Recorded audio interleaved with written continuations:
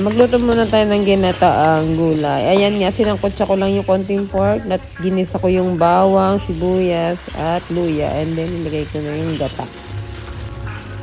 Ayan, meron pang maingay sa tabi ko at nilagyan ko pa ng konting tubig.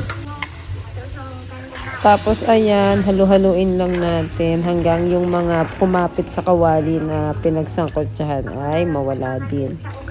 At ayan, halu-haluin lang. Antayin lang natin kumulo. Then, ilagay na natin ang kalabasa. And then, halu-haluin din natin. At pag medyo kumulo na siya, is ilagay na natin yung sitaw at saka yung malunggay. Ang ingay ng katabi ko. Sari-saring ginagawa. Ayan, ilagay ko na yung malunggay at saka yung sitaw. Ayan na, ilagay na natin. And then, halu-haluin ulit natin. Haluin lang natin, yan.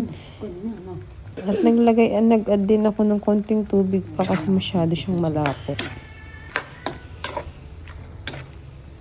Halo-halo ko lang. At eto na, dito pala ako naglagay ng konting tubig. Kasi nga medyo, hindi pa pala tubig, no? Yung talong at saka sili lang.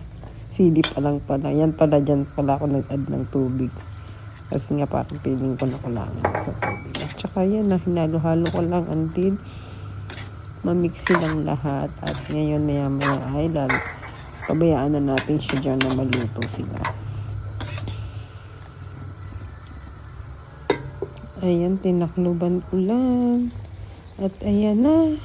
Asin at paminta lang nilagay ko dyan. Tapos yung pork. Ayan na. Kayo na bahala maglagay kung anong gusto nyo ilagay. Luto na. Kain tayo ng gulay. Late upload to.